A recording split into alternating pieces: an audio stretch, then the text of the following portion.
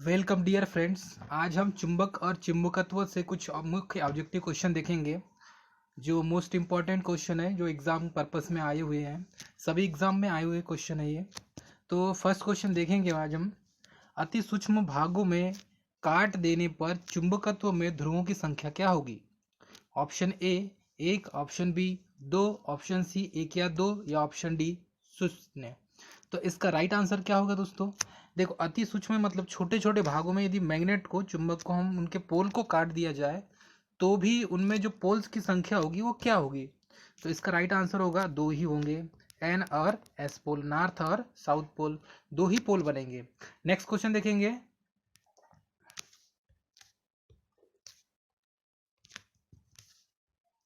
चुंबक की प्रबलता सबसे अधिक कहाँ होती है? ऑप्शन ए है ध्रुवों पर, ऑप्शन बी है बीच में, ऑप्शन सी है ज्यामितीय किनारों पर, और ऑप्शन डी इनमें से कोई नहीं। तो मैग्नेट जो है उसकी जो प्रबलता है, मतलब कि ज़्यादा चुंबकत्व के गुण कहाँ पर होती है? तो वो होती है उसके ध्रुवों में होती है। तो ऑप्शन क्या होगा? ए इसका राइट होगा, पोल्स पर। कहाँ होगा? पोल्स पर अधिक होता है। नेक्स्ट क्वेश्चन देखेंगे। कृत्रिम चुंबक की क्षमता प्राकृतिक चुंबक की अपेक्षा कैसी होती है? तो ऑप्शन ए है कम होती है, ऑप्शन बी अधिक होती है, ऑप्शन सी है बराबर होती है, ऑप्शन डी आधी होती है। तो जो कृत्रिम मैग्नेट है, जिसे हम कहते हैं इलेक्ट्रोमैग्नेट, या जिसे कृत्रिम रूप से चुंबक बनाया जाता है, उसकी जो कैपेसिटी है और जो नेचुरल मैग्नेट है मतलब प्राकृतिक चुंबक है, उसकी अपेक्षा कैसा होगा ये? मतलब किसकी कैपेसिटी ज़्यादा होगी? तो ऑप्शन ए या ऑप्शन बी, ऑप्शन या ऑप्शन डी होगा। तो इसका राइट आंसर क्या होगा? ऑप्शन बी, क्योंकि जो कृत्रिम चुंबक से प्राकृतिक चुंबक की जो क्षमता होगी, उसकी कैपेसिटी होगी, वो अधिक होगी। नेक्स्ट क्वेश्चन देखेंगे। विद्युत चुंबक एक है, ऑप्शन ए स्थायी चुंबक, ऑप्शन बी प्राकृतिक चुंबक, ऑप्शन सी अस्थायी चुंबक, या ऑप्शन डी इनमें से कोई नहीं। तो विद्युत चुंबक जो है वो कौन सा क्या होता है? तो इसका राइट आंसर है ऑप्शन सी। जो विद्युत चुंबक होता है ये इसे किसी कोर के ऊपर क्वाइल लपेटकर बनाया जाता है, किसी कोर के ऊपर, और इसमें इलेक्ट्रिक सप्लाई दिया जाता है।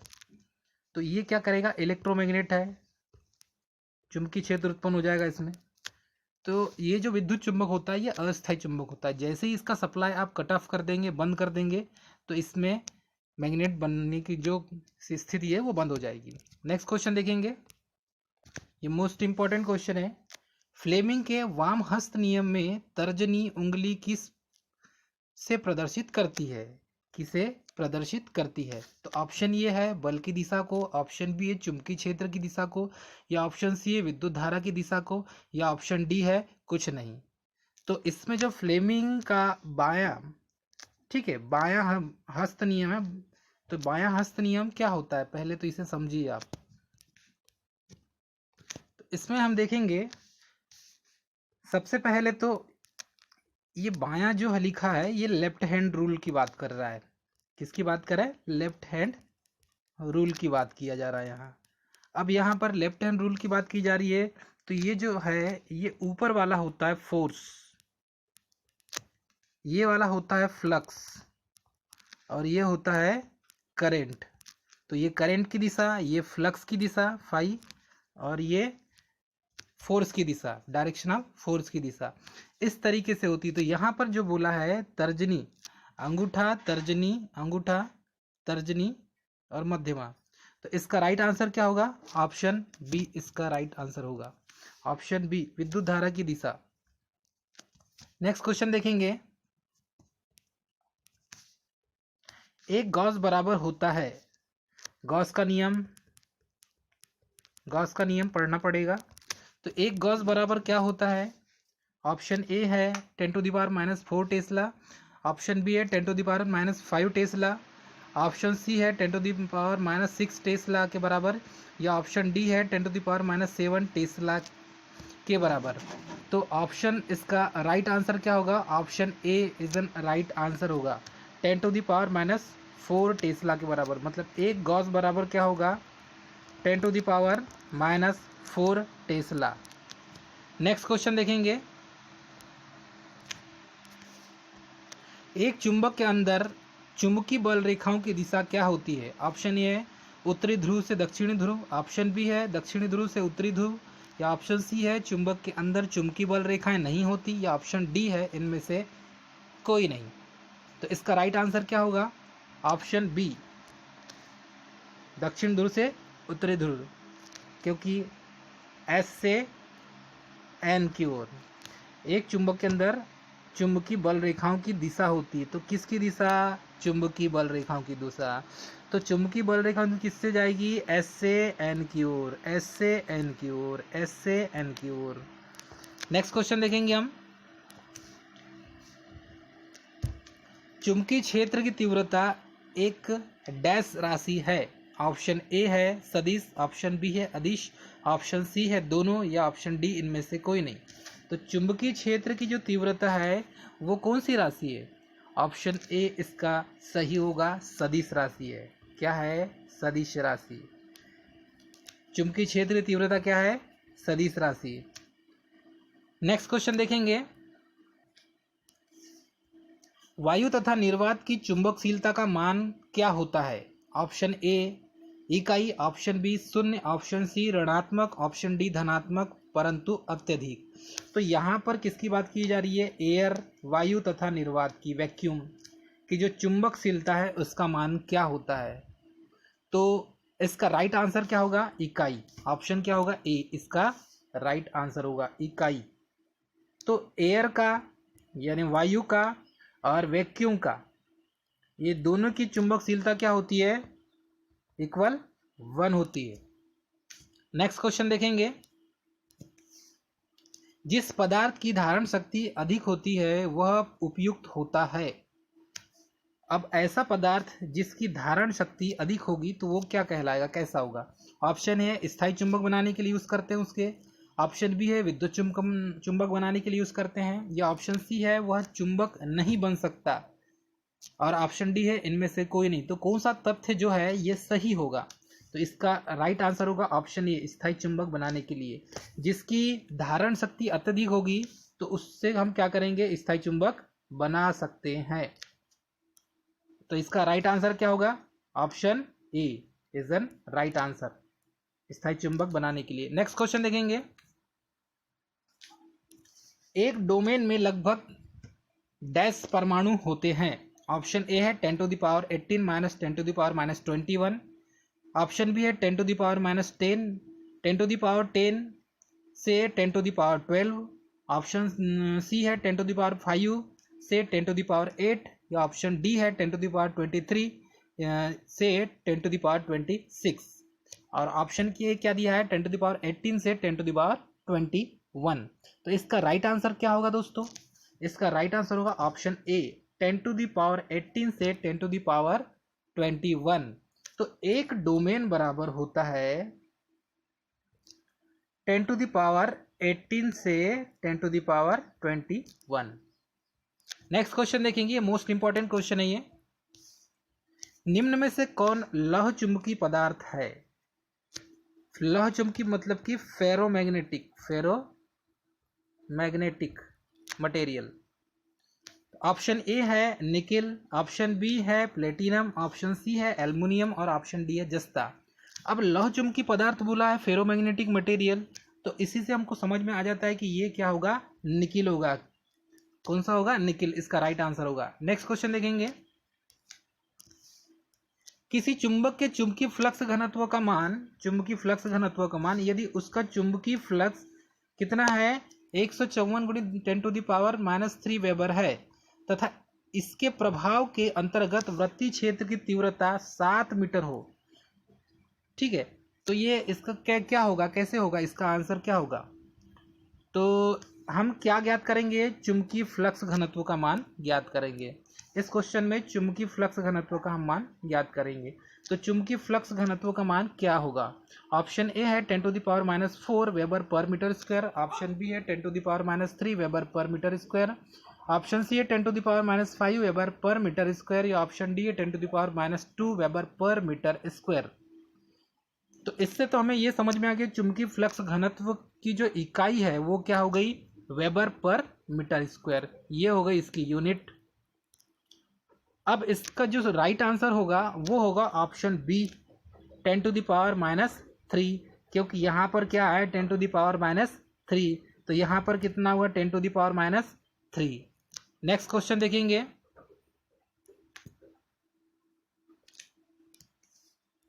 किसी कॉइल के द्वारा 400 गुणित 10⁻⁵ वेबर का फ्लक्स उत्पन्न करने के लिए कितने mmf की आवश्यकता होगी यदि इसका रिलक्टेंस 1.25 इंटू 10⁵ एम्पियर टर्न पर वेबर होगा। तो इसका राइट आंसर क्या होगा? ऑप्शन ए है 500 एम्पियर टन, ऑप्शन बी है 550 एम्पियर टन, या ऑप्शन सी है 400 एम्पियर टन, या ऑप्शन डी 440 एम्पियर टन। तो इसका 14 का राइट आंसर होगा ऑप्शन ए 500 एम्पियर टन। ये आज आपके लिए होमवर्क है, इसे बनाकर कमेंट्स कीजिए कि इसका सॉल्यूशन कैसा होगा। नेक्स्ट वीडियो में इसका सॉल्यूशन बताएंगे हम पार्ट बी में। नेक्स्ट क्वेश्चन देखेंगे। निम्नलिखित में अनुचुंबकीय पदार्थ है। ऑप्शन ए है निकेल, ऑप्शन बी है एल्युमिनियम, ऑप्शन सी कोबाल्ट, या ऑप्शन डी लोहा। तो क्वेश्चन नंबर 17 का राइट आंसर क्या होगा? ऑप्शन बी, क्योंकि ये बोला है अनुचुंबकीय पदार्थ और अनुचुंबकीय पदार्थ होता है एल्युमिनियम। नेक्स्ट क्वेश्चन देखेंगे। निम्नलिखित में से किस पदार्थ का स्थायी चुंबक नहीं बना सकते? ऐसा कोई सा पदार्थ है इन चार ऑप्शन में से जिसका स्थायी चुंबक नहीं बना सकते? तो ऑप्शन ए है कठोर इस्पात, ऑप्शन बी है नर्म इस्पात नर्म लोहा, या ऑप्शन सी है निकेल, या ऑप्शन डी है स्टेनलेस स्टील। तो इसका राइट आंसर क्या होगा? इसका राइट आंसर होगा ऑप्शन बी नर्म लोहा। इसका स्थायी चुंबक नहीं बना सकते। अब इसका स्थायी चुंबक क्यों नहीं बना सकते? क्योंकि ये जो नर्म लोहा है ये अपने गुण जल्दी खो देता है, चुंबकत्व के गुण बहुत जल्दी खो देता है, इसीलिए इसके स्थायी चुंबक नहीं बना सकते। नेक्स्ट क्वेश्चन देखेंगे। निम्न में से कौन सा पदार्थ चुंबक से प्रतिकर्षित होता है? Option A aluminium, option B है सोडियम, ऑप्शन सी है कोबाल्ट, या ऑप्शन डी है तांबा। अब यहां पर बात की जा रही है कि चुंबक से प्रतिकर्षित होता है, तो इन चारों ऑप्शन में से क्या होगा इसका राइट आंसर? ऑप्शन डी प्रतिकर्षित होने की बात है। एल्युमिनियम तो चिपक जाएगा, ठीक है, कोबाल्ट भी, सोडियम भी। अब बचा क्या आपका? Option D. तो इसका राइट आंसर क्या हो गया? ऑप्शन डी प्रतिकर्षित होता है तांबा। नेक्स्ट क्वेश्चन देखेंगे। ट्रांसफार्मर के कोर बनाने के लिए प्रयोग करते हैं। ट्रांसफार्मर का जो कोर बनता है वो किसका बनाया जाता है? ऑप्शन ए जस्ता का, ऑप्शन बी है कॉपर का, ऑप्शन सी है चांदी का, या ऑप्शन डी सिलिकॉन इस्पात का। जो ट्रांसफार्मर का कोर होता है अपने इलेक्ट्रिकल इंजीनियरिंग में यूज़ किया जाने वाला, वोल्टेज को कम और ज़्यादा करने वाला ट्रांसफार्मर का जो यूज़ करते हैं वो सिलिकॉन स्टील का बना होता है। नेक्स्ट क्वेश्चन देखेंगे। ये बहुत बार पूछा भी गया है क्वेश्चन। विद्युत मशीनों को उसका जो क्रोड है वो लेमिनेटेड मतलब पटलित क्यों बनाया जाता है? ऑप्शन ए है भंवर धारा हानि को कम करने के लिए, ऑप्शन बी है शैथिल्य हानि को कम करने के लिए, ऑप्शन सी है ताम्र हानि को कम करने के लिए, ऑप्शन डी है लौह हानि को कम करने के लिए। तो इसका राइट आंसर क्या होगा? ऑप्शन ए होगा, भंवर हानि को कम करने के लिए ही विद्युत मशीनों के जो कोर है, चाहे मोटर हो चाहे जनरेटर हो, इनके कोर को लेमिनेटेड, ट्रांसफार्मर हो इनके कोर को लेमिनेटेड बनाया जाता है ताकि इसमें ईडी करंट जो लॉस हो वो कम हो, भंवर धारा हानि कम हो। नेक्स्ट क्वेश्चन देखेंगे। स्थैतिक विद्युत वाहक बल का मान निर्भर करता है। ऑप्शन ए कॉइल के रेजिस्टेंस पर, ऑप्शन बी है फ्लक्स के मान पर, ऑप्शन सी है फ्लक्स परिवर्तन की दर पर, या ऑप्शन डी है चालक के आकार पर। तो जो स्थैतिक विद्युत वाहक बल होता है, स्टैटिक ईएमएफ इलेक्ट्रोमोटिव फोर्स, जिसे विद्युत वाहक बल कहा जाता है, वी वा बल। तो ये जो स्टैटिक टाइप का जो होगा वो किस पर निर्भर करेगा इसका मान? तो इसका राइट आंसर क्या होगा दोस्तों? ऑप्शन सी इसका राइट आंसर होगा, फ्लक्स परिवर्तन की दर, rate of change of flux. तो स्थिर विद्युत वाहक बल का मान निर्भर करता है rate of change of flux मतलब फ्लक्स परिवर्तन की दर पर। नेक्स्ट क्वेश्चन देखेंगे। चुंबक के द्वारा अल्प मात्रा में प्रत्याकर्षित होने वाला पदार्थ क्या कहलाता है? अल्प मात्रा में प्रत्याकर्षित करने वाला होने वाला पदार्थ, ऑप्शन ए चुंबकीय, ऑप्शन बी है डायचुंबकीय, ऑप्शन सी है पैराचुंबकीय या ऑप्शन डी है फेरोचुंबकीय।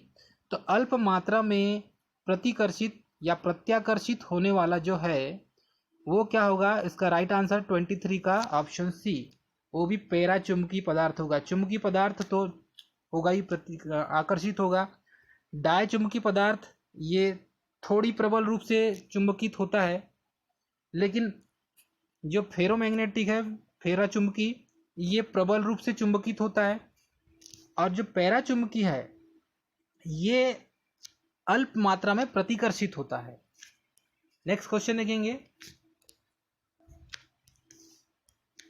छड़ चुंबक के चारों ओर पैदा हुई चुंबकीय बल रेखाओं की दिशा होती है। ऑप्शन ए उत्तरी ध्रुव से दक्षिणी ध्रुव की ओर, ऑप्शन बी है दक्षिण ध्रुव से उत्तरी ध्रुव की ओर, या ऑप्शन है चुंबकीय अक्ष के समांतर होता है, या ऑप्शन डी है चुंबकीय अक्ष के लंबवत होता है। तो इसका राइट आंसर क्या होगा दोस्तों? ऑप्शन ए, छड़ चुंबक के चारों ओर पैदा हुई जो चुंबकीय बल रेखाओं की जो डायरेक्शन उसकी दिशा होती है वो उत्तरी ध्रुव से दक्षिणी ध्रुव की ओर, मतलब कि एन से एस की ओर होती है। नेक्स्ट क्वेश्चन देखेंगे, किस पदार्थ की धारण शक्ति उच्च होती है? ऑप्शन और क्या है इसके आगे लिखा हुआ है, वह डैश बनाने के लिए प्रयुक्त होता है। ऑप्शन ए है स्थायी चुंबक, ऑप्शन बी विद्युत चुंबक, ऑप्शन सी है स्थायी चुंबक, या ऑप्शन डी है अस्थायी तथा स्थायी चुंबक, दोनों प्रकार के होते हैं। तो इसका राइट आंसर क्या होगा दोस्तों? Option C is an right answer, स्थायी चुंबक आएगा। जिस पदार्थ की धारण शक्ति उच्च होती है, मतलब कि चुंबकत्व की जो चुंबक बनने की क्षमता होती है ज़्यादा होती है, वह स्थायी चुंबक कहलाता है। क्या कहलाता है? वह स्थायी चुंबक कहलाता है। नेक्स्ट क्वेश्चन देखेंगे, चुंबकीय फ्लक्स का एसआई मात्रक क्या होता है? ऑप्शन ए है मैक्सवेल, ऑप्शन बी है गॉस, ऑप्शन सी है टेस्ला, ऑप्शन डी है वेबर। अब यहाँ पर चुंबकीय फ्लक्स ये चारों जो है किसी ना किसी की यूनिट है। अब यहाँ पर चुंबकीय फ्लक्स का एसआई मान पूछा गया है, तो इसका राइट आंसर क्या होगा? ऑप्शन डी, क्योंकि चुंबकीय फ्लक्स का एसआई मात्रक क्या होता है? वेबर होता है, और इसे वेबर WB से शो किया जाता है। टेस्ला जो है वो चुंबकीय फ्लक्स की तीव्रता का मात्रक है। गॉस इसे भी पता है आपको, और मैक्सवेल का भी पता है। तो इसका राइट आंसर क्या हो गया? वेबर होगा इसका। नेक्स्ट क्वेश्चन देखेंगे, यदि चुंबकीय फ्लक्स का मान फाई हो तथा उसके प्रभाव के अंतर्गत क्षेत्र का क्षेत्रफल a हो, तो चुंबकीय फ्लक्स घनत्व का मान क्या होगा? अब यहाँ पर चुंबकीय फ्लक्स घनत्व जो डेंसिटी जो B है, इसका फार्मूला क्या होगा? Option A phi equal A upon B, option B equal phi upon A, या option C B equal A square upon phi, या option D B equal phi into A square. तो इसका right answer क्या होगा दोस्तों? Option B is an right answer होगा, क्योंकि B equal phi upon A होता है। क्या होता है? B इक्वल फाई मतलब flux upon area. Next question देखेंगे, पैराचुंबकीय पदार्थ की सापेक्ष चुंबकशीलता का मान क्या होगा? ऑप्शन ए इकाई से कुछ कम होता है, ऑप्शन बी इकाई होता है, या ऑप्शन सी इकाई से कुछ अधिक होता है, या ऑप्शन डी इकाई से बहुत अधिक होता है। तो इसका राइट आंसर क्या होगा दोस्तों? ऑप्शन सी, पैराचुंबकीय पदार्थ की जो सापेक्ष चुंबकशीलता का मान होता है वो इकाई से कुछ अधिक होता है, मतलब कि म्यू इज ग्रेटर देन 1 होगा, इकाई से अधिक होगा। नेक्स्ट क्वेश्चन देखेंगे, कौन सा पदार्थ स्थायी चुंबक बनाने के लिए उपयुक्त है? ऑप्शन ए है कार्बन स्टील, ऑप्शन बी है एल्निको, ऑप्शन सी है एल्कोनेक्स, या ऑप्शन डी है ये सभी। इसका राइट आंसर क्या होगा दोस्तों? ये सभी, क्योंकि यहाँ पर स्थायी चुंबक परमानेंट मैग्नेट बनाने की बात की जा रही है, तो कार्बन स्टील का भी बनता है, एल्निको भी बनता है, उसका भी बनता है, और एल्निको मतलब एल्युमिनियम, निकिल और क्रोमियम। उसके बाद है एल्कोनेक्स का भी यूज़ करते हैं, तो ये इसका सभी सही आंसर सही होगा। नेक्स्ट क्वेश्चन देखेंगे, चुंबकीय परिपथ में प्रतिरोध के अनुरूप डैश कार्य करता है। ऑप्शन ए है परमियंस, ऑप्शन बी है रिलक्टेंस, ऑप्शन सी है इम्पिडेंस, ऑप्शन डी है कंडक्टेंस। तो चुंबकीय प्रतिरोध, चुंबकीय परिपथ में प्रतिरोध के अनुरूप कौन सा काम करता है? तो इसका राइट आंसर क्या हो जाएगा? Option B reluctance. तो जैसे इलेक्ट्रिकल सर्किट में रेजिस्टेंस होता है, वैसे ही मैग्नेटिक सर्किट में रिलक्टेंस होता है। तो ये रिलक्टेंस क्या है? चुंबकीय परिपथ में बाधा उत्पन्न करता है, और रेजिस्टेंस जो होता है वो इलेक्ट्रिकल सर्किट में बाधा उत्पन्न करता है। आशा करता हूं आपको समझ में आ गया होगा। नेक्स्ट क्वेश्चन देखेंगे। फ्लक्स घनत्व का एसआई मात्रक होगा। ऑप्शन ए, यहां पर घनत्व की बात की जा रही है। Option A tesla, option B है weber per metre square, option C है लाइन्स पर सेंटीमीटर स्क्वायर, या ऑप्शन डी है गॉस। तो इसका राइट आंसर क्या होगा दोस्तों? ऑप्शन बी क्या होगा? Weber per metre square. Next question देखेंगे। निम्नलिखित कौन सा द्रव अनुचुंबकीय पदार्थ है? ऑप्शन ए है एल्युमिनियम, ऑप्शन बी है कोबाल्ट, ऑप्शन सी है लोहा, ऑप्शन डी है निकेल।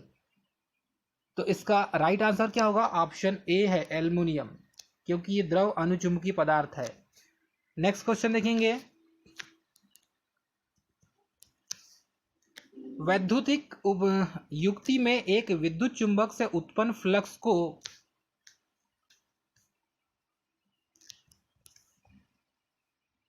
परिवर्तित करने का सबसे अच्छा तरीका है। ऑप्शन ए कुंडली की लपेटों की संख्या या घटा बढ़ाकर, ऑप्शन बी अनेक टैंपिंग युक्त उत्तेजक कुंडली प्रयोग करके, ऑप्शन सी है उत्तेजक कुंडली में से प्रवाहित धारा का मान परिवर्तित करके, या ऑप्शन डी है उत्तेजक कुंडली की क्रोध की स्थिति परिवर्तित करके। तो इसका यहाँ बात किया जा रहा है विद्युत चुंबक की, और जो फ्लक्स को परिवर्तित करके कैसे परिवर्तित करेंगे। तो इसका राइट आंसर क्या होगा दोस्तों? ऑप्शन सी इसका राइट होगा। ये जो उत्तेजक है, एक्साइटर जो कुंडली है, उसमें धारा का मान परिवर्तित करके हम विद्युत चुंबक से उत्पन्न फ्लक्स को परिवर्तित कर सकते हैं। फ्लक्स के मान में चेंज कर सकते हैं, घटा बढ़ा सकते हैं उसे। नेक्स्ट क्वेश्चन देखेंगे।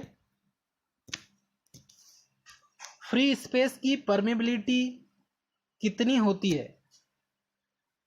फ्री स्पेस की बात की जा रही है, मतलब कि एयर की बात की जा रही है।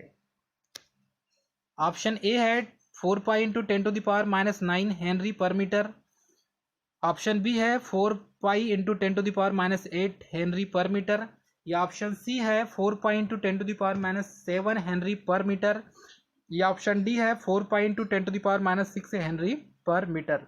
इसका राइट आंसर क्या होगा दोस्तों? Option C is an right answer होगा। 4 pi into 10⁻7 henry per metre square. Metre henry per metre, इसकी जो यूनिट है हेनरी पर मीटर है। नेक्स्ट क्वेश्चन देखेंगे। किसी माध्यम की आपेक्षिक परमीबिलिटी की इकाई होती है। ऑप्शन ए है henry per metre, option B है फैराड पर मीटर, ऑप्शन सी है इनमें से कोई इकाई नहीं होती, ऑप्शन डी है इनमें से कोई नहीं। तो यहाँ पर किसी माध्यम की आपेक्षिक परमीबिलिटी की इकाई क्या होती है? इसका राइट आंसर क्या होगा दोस्तों? ऑप्शन सी इसका राइट आंसर होगा, क्योंकि इनकी कोई इकाई नहीं होती। नेक्स्ट क्वेश्चन देखेंगे। सोलेनाइड की कोर में किसका प्रयोग किया जाता है? ऑप्शन ए कॉपर का प्रयोग होता है, ऑप्शन बी सॉफ्ट आयरन का प्रयोग होता है, ऑप्शन सी है एल्युमिनियम का प्रयोग होता है, या ऑप्शन डी है जस्ता का प्रयोग होता है। अब यहाँ पर सोलेनाइड की कोर की बात की जा रही है, तो इसमें इसका जो सोलेनाइड की जो कोर है उसमें किसका यूज़ करते हैं? तो ऑप्शन नंबर इसका क्या होगा सही ऑप्शन? ऑप्शन बी होगा, सॉफ्ट आयरन का प्रयोग किया जाता है। जो सोलेनाइड की कोर होती है उसमें सॉफ्ट आयरन का प्रयोग किया जाता है, ताकि मैग्नेट जो है वो अच्छा बने, स्ट्रॉन्ग बने। नेक्स्ट क्वेश्चन देखेंगे। किसी पदार्थ में मैग्नेटिक फ्लक्स को बनने से रोकने के लिए गुण को क्या होना चाहिए? ऑप्शन ए है मैग्नेटिक फोर्स कहते हैं उसको, ऑप्शन बी है रिलेक्टेंस कहते हैं, या ऑप्शन सी है परमियंस कहते हैं, या ऑप्शन डी है रजिस्टिविटी कहते हैं। अब किसी पदार्थ में मैग्नेटिक फ्लक्स फाई को बनने से रोकने के लिए उसे रोकना है। और मैंने आपको बताया था मैग्नेटिक सर्किट में फ्लक्स को बनने से रोकने के लिए किसका यूज़ करते हैं, रिलक्टेंस का यूज़ करते हैं। मतलब ये क्या करता है, मैग्नेटिक सर्किट में बाधा उत्पन्न करता है और इलेक्ट्रिकल सर्किट में रेजिस्टेंस करता है। नेक्स्ट क्वेश्चन देखेंगे, रिलक्टेंस का विपरीत क्या होता है। ऑप्शन ए है सस्पेक्टेबिलिटी, ऑप्शन बी है परमिबिलिटी, ऑप्शन सी है परमियंस, ऑप्शन डी है रिलेक्टिविटी। तो इसका राइट आंसर क्या होगा दोस्तों, ऑप्शन सी। रिलक्टेंस का उल्टा होता है परमियंस। रिलक्टेंस को एक्स से शो किया जाता है और उसका उल्टा होगा परमियंस, इसको बी से शो किया जाता है। नेक्स्ट क्वेश्चन देखेंगे, दो लंबे पैरेलल कंडक्टर के बीच बल किसके विलोमानुपाती होता है। अब दो लंबे पैरेलल कंडक्टर हैं, ये दोनों कंडक्टर हो गए, अब उसके बीच बल किसके विलोमानुपाती होगा। ऑप्शन ए है